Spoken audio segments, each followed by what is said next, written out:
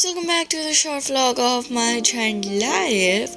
तो आज हम जा रहे हैं मेरे कज़न सिस्टर की वेडिंग के लिए भाईंदर, जिसके लिए हम लोग ऑलरेडी लेट हो चुके हैं। So let's go. और वैसे तो आज जल्दी उठना था, लेकिन अपने आदत के चलते मैं वापस से लेट उठ गई। That's why we are late, but that's my final look and that's my sister's final look and we are ready to go. Finally 1 घंटा ट्रैवलिंग करके हम पहुंच गए हमारे वेडिंग वेन्यू पर। वेडिंग वेन्यू में आने के बाद पता चला कि it's not a hall, it's a lawn, which means भयानक गर्म होने वाला है। और ऊपर से ये पूरा खाली था। तो हमने वही काम किया जिसके लिए हम सबसे ज़्यादा जाने जाते हैं, ठूसना।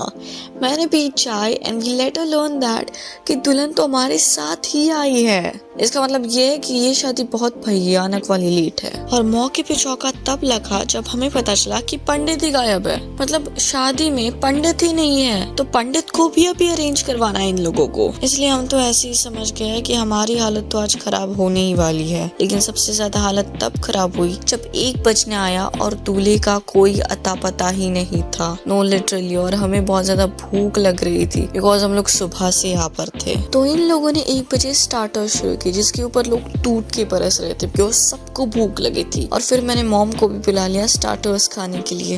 And now look at this is something we called as rukhwat, जो प्रिपेयर करते हैं दुल्हन के साइड के लोग as an gift for dulha. But ये फोकट में नहीं आता, इसके लिए दूल्हे को पैसे देने पड़ते अपने सालियों को, तभी वो लेकर जा सकते हैं सारे गिफ्ट। वेल, रुकवत देख ली, पूरा लॉन घूम लिया, but the thing is it's already past 2:30। लेकिन लंच अभी तक शुरू नहीं हुआ था और ऊपर से भयानक गर्मी हो रही थी। मेकअप उतर गया था, शक्लें बेकार हो रही थी, लेकिन लंच शुरू नहीं हो रहा था, इसलिए हम लोग कंटाल गए। बट फाइनली 3:30 पे लंच शुरू हुआ and look at the line.